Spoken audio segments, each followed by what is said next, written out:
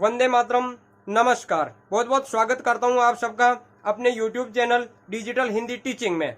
आप इस चैनल को सब्सक्राइब करके घंटी का बटन दबा लें ताकि आपको आने वाले हर वीडियो का नोटिफिकेशन प्राप्त होता रहे, आपको हर वीडियो मिलता रहे। चलिए अब वीडियो को लाइक कर दीजिए और अब हम शुरू करते हैं आज का वीडियो। शब्द विचार का कुछ भाग हमने कल पढ़ लिया था और आज हम शब्द विचार का आगे का भाग पढ़ते हैं। शब्दों के कुछ भेद हमने कल के अध्याय में कर लिए और कुछ बचा हुआ भाग आज पढ़ते हैं। आज हम पढ़ेंगे शब्दों के भेद व्युत्पत्ति और रचना के आधार पर। व्युत्पत्ति के आधार पर और रचना के आधार पर शब्दों के कौन कौन से भेद हैं, आइए जानते हैं। व्युत्पत्ति और रचना के आधार पर शब्दों के भेद है रूढ़ शब्द, यौगिक शब्द और योग रूढ़ शब्द। सबसे पहले हम पढ़ते हैं रूढ़ शब्द। रूढ़ शब्द क्या होते हैं, किसे कहते हैं, इनकी परिभाषा क्या है, देखते हैं। जिन शब्दों के सार्थक टुकड़े नहीं किए जा सकते हैं, टुकड़े करने पर केवल और केवल वर्ण शेष रहते हैं, उन शब्दों को रूढ़ शब्द कहते हैं। अर्थात जिन शब्दों के टुकड़े नहीं किए जा सकते या टुकड़े करने पर उनके अर्थ प्राप्त नहीं होते हैं, टुकड़े करने पर केवल वर्ण प्राप्त होते हैं, उन शब्दों को रूढ़ शब्द कहते हैं। जैसे पेड़ है, पेड़ शब्द के टुकड़े असंभव है, वैसे वर्ण विच्छेद किया जा सकता है। वर्ण विच्छेद करने पर प में जो स्वर है ए, उसे बाहर निकालकर ड शब्द, ये ड वर्ण विशेष है, उत्क्षिप्त व्यंजन है, उत्क्षिप्त वर्ण है, ताड़नजात वर्ण है। इसके बारे में विशेष बात जो हमने वर्ण विचार में जानी थी कि इसे स्वर रहित नहीं किया जा सकता, क्योंकि ये जो नीचे ताड़नजात चिन्ह बिंदु लगा है, इसके पास में हल चिन्ह लगाना संभव नहीं है, इसलिए इसे स्वर रहित नहीं किया जा सकता। पेड़ है, रोटी है, घोड़ा है, मोर है, दांत, कमल, आकाश, कपड़ा, बीमार, हाथी, कान, नाक, पगड़ी, भूख, लाल, पीला, गधा, कल आदि ऐसे कई शब्द हैं जिनके टुकड़े करना असंभव है। सार्थक टुकड़े केवल वर्ण विच्छेद किए जा सकते हैं, इन्हें ही रूढ़ शब्द कहते हैं। अब हम देखते हैं यौगिक शब्द। जैसे नाम से ही स्पष्ट हो रहा है, जैसा कि नाम से ही पता चल रहा है, यौगिक योग से बनने वाले हैं, योग से ही बनेंगे यौगिक शब्द। यौगिक शब्द वे शब्द हैं जो दो या दो से अधिक शब्दों के योग से बनते हैं। शब्द सार्थक होते हैं जिनके टुकड़े, यौगिक शब्दों के टुकड़े करने पर सार्थक शब्द प्राप्त होते हैं। यौगिक शब्दों के अगर टुकड़े करेंगे तो टुकड़े होकर उनसे सार्थक शब्द हमें प्राप्त होते हैं, जबकि हमने रूढ़ शब्दों में देखा था केवल वर्ण विच्छेद वर्ण प्राप्त होते हैं। यौगिक शब्दों में हमें सार्थक शब्द प्राप्त हो जाते हैं। अर्थात सार्थक शब्दों के योग से ही यौगिक शब्दों का निर्माण होता है। जैसे विद्यालय है, विद्यालय के हम टुकड़े कर सकते हैं विद्याधन आलय। विद्या का भी अर्थ निकलता है, आलय का भी अर्थ निकलता है। विद्या प्लस आलय, आलय का अर्थ होता है घर, स्थान। तो विद्या के हम टुकड़े नहीं कर सकते, आलय के भी टुकड़े नहीं कर सकते। इनके अगर हम कर सकते हैं तो केवल वर्ण विच्छेद कर सकते हैं। तो विद्या भी सार्थक शब्द है, आलय भी सार्थक शब्द है। तो दो सार्थक शब्दों से बने यौगिक शब्द, दो या दो से अधिक सार्थक शब्दों से, रूढ़ शब्दों से, ये भी तो रूढ़ शब्द ही है, रूढ़ शब्दों से बने यौगिक शब्द कहलाते हैं। ऐसे अनेक शब्द है, पाठशाला है, देवालय है, पाठधनशाला, देवधन आलय, सभाधन पति, राष्ट्रधन पति, दूध वाला, प्रतिदिन, पीलापन, घुड़सवार, रसोई घर, राजकुमारी, राजमाता, ऐसे अनेक शब्द है यौगिक शब्द जिनके सार्थक टुकड़े किए जा सकते हैं। अब देखते हैं हम योग रूढ़ शब्द। वैसे नाम में इसका रहस्य छुपा है, योग यौगिक से और रूढ़ शब्द ऐसे शब्द जो यौगिक शब्द, ऐसे यौगिक शब्द जो रूढ़ शब्दों की तरह प्रयोग किए जाते हैं। देखिए योग रूढ़ शब्द वे यौगिक शब्द है, यौगिक शब्द ही वे यौगिक शब्द जिनका निर्माण पृथक पृथक अर्थ देने वाले शब्दों के योग से होता है, किंतु वे अपने मूल अर्थों में प्रयुक्त न होकर किसी विशेष अर्थ में प्रयुक्त होते हैं। योग रूढ़ शब्दों के भी टुकड़े किए जा सकते हैं यौगिक शब्दों की तरह, मगर टुकड़े करने के बाद में जो उनके मूल अर्थ निकलते हैं वे अर्थ यहाँ योग रूढ़ शब्द में काम में नहीं आते, प्रयुक्त नहीं होता। इनका प्रयोग रूढ़ शब्दों की तरह ही किया जाता है। रूढ़ शब्द जिसके टुकड़े नहीं होते हैं, इसके टुकड़े हो सकते हैं, मगर टुकड़े होने के बाद में जो अर्थ था वह अर्थ गायब हो जाएगा, वह अर्थ विलोप हो जाएगा, विलुप्त हो जाएगा टुकड़े करने पर। इसके उदाहरण देखिए, जैसे जलज है, पंकज है। जलज जल में जन्मा, पंकज पंख में जन्मा। पंख कहते हैं कीचड़ को। कीचड़ में तो देखो कीड़े मकोड़े कई पौधे भी उगते हैं, जल में कई कीड़े मकोड़े पौधे भी उगते हैं, लेकिन जलज उन कीड़े मकोड़ों को नहीं कहते, पंकज उन कीड़े मकोड़ों को नहीं कहते। एक विशेष अर्थ में इस शब्द का प्रयोग तो होता है, एक विशेष अर्थ में इसका प्रयोग होता है। जलज कहते हैं कमल को, पंकज कहते हैं कमल को, कीड़े मकोड़ों को नहीं। वैसे पीताम्बर विष्णु को कहते हैं। पीले वस्त्र धारण करने वाले किसी को भी पीताम्बर नहीं कहा जा सकता, केवल विष्णु को कहते हैं। केवल किसी विशेष अर्थ में इन शब्दों का प्रयोग होता है। दशानन रावण, गजानन गणेश जी, लंबोदर लंबा है जिसका उदर, बड़ा है जिसका पेट गणेश जी। गणेश जी लंबोदर, लंबोदर अगर किसी भी व्यक्ति का पेट बड़ा है तो उसे लंबोदर नहीं कह सकते। लंबोदर शब्द केवल गणेश जी के लिए प्रयुक्त होता है। घनश्याम कृष्ण, घनश्याम कृष्ण को कहते हैं। षडानन कार्तिकेय को कहते हैं। मुरारी मुर नामक राक्षस के अरि दुश्मन कृष्ण भगवान को कहते हैं। चतुर्भुज विष्णु को कहते हैं। चक्रधर विष्णु को कहते हैं। वैसे ही सारंगपाणी, जिसके भी हाथ में धनुष होगा उसे सारंगपाणी नहीं कह सकते, केवल राम को कहते हैं सारंगपाणी। सारंगपाणी राम के लिए प्रयुक्त होता है। पवन पुत्र हनुमान के लिए। नीरज नीर में जन्मा, जल में जन्मा, कमल को कहते हैं नीरज। हिमालय हिम का आलय, हिमालय पर्वत, जिस पर्वत पे बर्फ जमी हो, किसी भी पर्वत पे बर्फ जमी होगी तो उसे हिमालय नहीं कहते, एक विशेष पर्वत को हिमालय कहते हैं। वीणा पाणी माँ सरस्वती को कहते हैं। आशुतोष भगवान शंकर को कहते हैं। तो जो शब्द ऐसे यौगिक शब्द ही है जिनके टुकड़े किए जा सकते हैं, मगर टुकड़े करने पर जो अर्थ निकलेगा वह अर्थ कुछ और होगा, और योग रूढ़ शब्द उन अर्थों में प्रयुक्त नहीं होते हैं। आगे देखते हैं हम अर्थ के आधार पर शब्दों के भेद। किन किन शब्दों का कहाँ किस प्रकार से अर्थ लिया जाता है, उसके आधार पर भी शब्दों के कुछ भेद किए गए हैं। एकार्थी शब्द, अनेकार्थी शब्द, पर्यायवाची शब्द, विलोम शब्द और युग्म शब्द। सबसे पहले देखते हैं हम एकार्थी शब्द। नाम से स्पष्ट हो रहा है, एक अर्थ रखने वाला शब्द, जो एक ही अर्थ देता हो ऐसा शब्द। एकार्थी शब्द, जिन शब्दों का केवल एक ही अर्थ होता है वे एकार्थी शब्द कहलाते हैं। जैसे दिन, धूप, लड़का, पहाड़, नदी, यातना, राजा आदि कई ऐसे एकार्थी शब्द हैं जो केवल और केवल एक ही अर्थ में प्रयुक्त होते हैं। इसके बाद में हम पढ़ते हैं अनेकार्थी शब्द।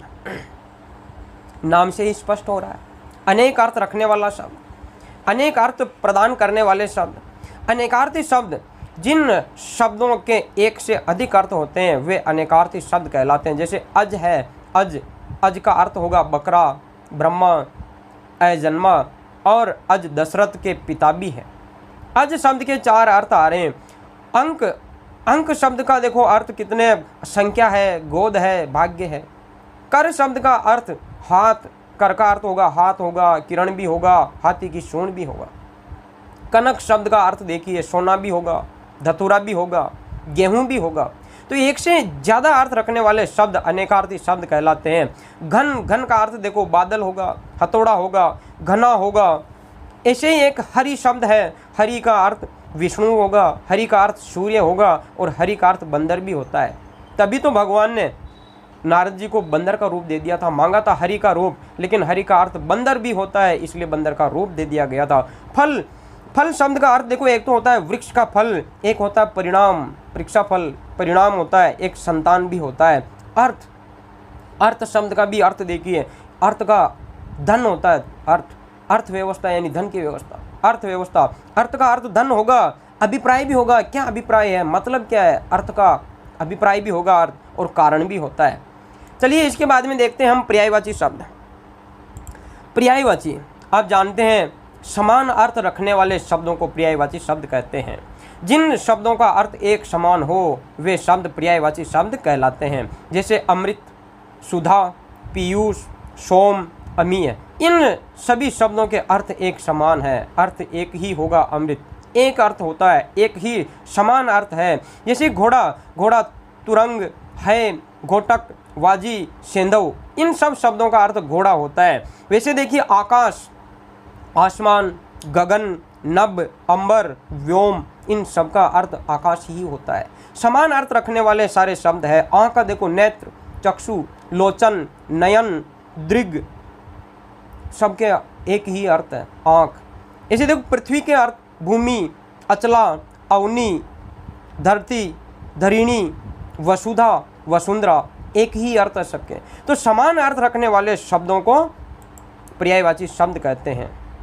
इसके बाद में देखते हैं हम विलोम शब्द। विलोम, विलोम यानी विपरीत अर्थ रखने वाले, उल्टे अर्थ देने वाले शब्दों को विलोम शब्द कहते हैं। एक दूसरे का विपरीत या उल्टा अर्थ देने वाले शब्द विलोम शब्द कहलाते हैं। जैसे दिन, रात, दोनों एक दूसरे के उल्टे अर्थ देते हैं। दिन का उल्टा रात, रात का उल्टा दिन, दोनों अपने एक दूसरे के उल्टे अर्थ देंगे। माता पिता, लाभ हानि, विष अमृत, छोटा बड़ा, जय पराजय, धनी निर्धन, सर्दी गर्मी, ऐसे कई विलोम शब्द हैं जो एक दूसरे का उल्टा अर्थ देते हैं, उन्हें विलोम शब्द कहते हैं। अब देखिए युग्म शब्द। युग्म का अर्थ होता है जोड़ा। युग्म शब्द वे शब्द जो उच्चारण में बिल्कुल समान प्रतीत होते हैं, जिनका उच्चारण एक समान होता है, अंतर पता ही नहीं होता है कि दोनों शब्द एक ही जैसे प्रतीत होते हैं, बोलने में एक जैसे लगते हैं। वे शब्द जिनका उच्चारण समान प्रतीत होता है लेकिन अर्थ पूर्णतया भिन्न होता है, बिल्कुल अलग अलग अर्थ होता है, वे शब्द युग्म शब्द कहलाते हैं। जैसे अनिल और अनल। अनिल का अर्थ होता है हवा, अनल का अर्थ होता है आग। अंश और अंश। अंश का अर्थ होता है कंधा और अंश तालव्य से वाला, उसका अर्थ होता है भाग, हिस्सा। अली और अली। अली का अर्थ होता है सखी और अली छोटा भौंरा। सखी यानी सहेली, अली बड़ी अली, बड़ी अली बड़ी मात्रा वाला, अली यानी सहेली, सखी और छोटी मात्रा वाला होगा। उच्चारण बिल्कुल समान है, कुछ थोड़ा सा भी अंतर प्रतीत नहीं होता है, लेकिन इनका अर्थ बिल्कुल अलग अलग है। अली यानी सखी और अली यानी भौंरा। आरती और आरती।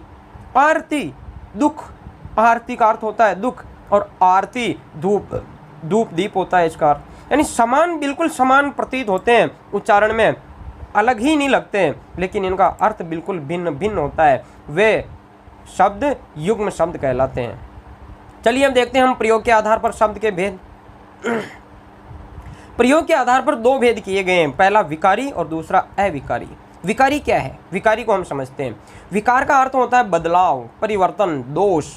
विकारी शब्द वे शब्द जिनके स्वरूप में लिंग, वचन, काल और कारक के आधार पर विकार उत्पन्न हो जाता है, बदलाव आ जाता है, दोष उत्पन्न हो जाता है, वे शब्द विकारी शब्द कहलाते हैं। अगर कर्ता का लिंग बदल दिया जाए तो उन शब्दों में, संज्ञा शब्दों में, सर्वनाम शब्दों में, विशेषण में और क्रिया में इनमें बदलाव आ जाएगा। वचन बदल दिया जाए तो संज्ञा में, सर्वनाम में, विशेषण में, क्रिया में बदलाव आ जाएगा। काल बदल दिया जाए तो भी इनमें बदलाव आता है, कारक बदल दिया जाए तो भी इनमें बदलाव आता है। देखिए जैसे एक शब्द है लड़का, यह जातिवाचक संज्ञा है, तो संज्ञा में कैसे बदलाव होता है? अगर लिंग बदला जाए लड़का की जगह तो देखो लड़की शब्द बदलाव आ गया।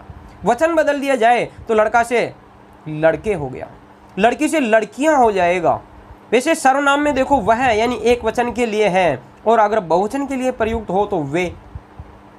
वचन बदला हमने और इधर सर्वनाम में विकार उत्पन्न हो गया। विशेषण में देखो जैसे काला, काला लड़का, तो अगर लड़की हो तो काली विशेषण होगा, बदलाव उत्पन्न हो गया विशेषण में। अगर बहुत ज़्यादा वचन बदल दो, काले लड़के, लो जी सर्वनाम का विशेषण में बदलाव आ गया, विकार उत्पन्न हो गया। वैसे क्रिया में देखो है पढ़ा, एक वचन, पढ़ेंगे बहुवचन होगा। अगर बहुवचन के साथ में प्रयुक्त होगा तो क्रिया में विकार उत्पन्न होगा, बदलाव उत्पन्न होगा। लिंग बदलेगा तो क्रिया में परिवर्तन होगा, पढ़ी होगा। अगर काल बदलेंगे, पढ़ेगा भविष्य के लिए, भविष्य काल का प्रयोग करेंगे तो क्रिया में फिर बदलाव हो जाएगा। तो संज्ञा, सर्वनाम, विशेषण और क्रिया में ये विकारी शब्द है, इनमें बदलाव आता है लिंग, वचन, काल और कारक के अनुसार। अब देखते हैं हम अविकारी। नाम से स्पष्ट हो रहा है विकारी में विकार उत्पन्न हो रहा है, अविकारी में विकार उत्पन्न नहीं होगा, बदलाव नहीं होगा, इनमें दोष उत्पन्न नहीं होगा। अविकारी कौन कौन से हैं, होते क्या है? वे शब्द जिनके स्वरूप में लिंग, काल, कारक और वचन के आधार पर बदलाव उत्पन्न नहीं होता है, विकार उत्पन्न नहीं होता है, वे शब्द अविकारी शब्द कहलाते हैं और अविकारी शब्द को ही अव्यय भी कहते हैं। ये कौन कौन से हैं? अविकारी के भेद कौन से हैं? पहला है क्रिया विशेषण अव्यय, क्रिया विशेषण अविकारी शब्द या क्रिया विशेषण अव्यय शब्द, संबंध बोधक अव्यय शब्द, समुच्चय बोधक अव्यय शब्द और विस्मयादि बोधक अव्यय शब्द। देखिए उदाहरण देखते हैं हम। लड़का धीरे धीरे चलता है। धीरे धीरे जो शब्द है यह क्रिया विशेषण है, क्रिया की विशेषता बता रहा है। चलता क्रिया है, चलना क्रिया हो रही है, लेकिन कैसे हो रही है? धीरे धीरे। जो धीरे धीरे क्रिया विशेषण, और क्रिया विशेषण तो अव्यय है, अविकारी है, ये बदलता नहीं है। देखो लिंग बदलकर देखा हमने कर्ता का, लड़का धीरे धीरे चलता है, लड़के। वचन बदलकर देख लिया, लड़के धीरे धीरे चलते हैं। धीरे धीरे एक वचन में भी धीरे धीरे ही था और बहुवचन में भी वैसा का वैसा ही है, बदलाव ही नहीं हो रहा, विकार ही नहीं आ रहा। लिंग बदलकर देख लिया, लड़की कर लिया लड़का का, तो फिर भी धीरे धीरे ही आ रहा है, लड़की धीरे धीरे चलती है। वचन बदलो, काल बदलो, कुछ भी बदलो, लेकिन ये क्रिया विशेषण, संबंध बोधक, समुच्चय बोधक और विस्मयादि बोधक नहीं बदलते, इसलिए इन्हें अविकारी शब्द कहते हैं।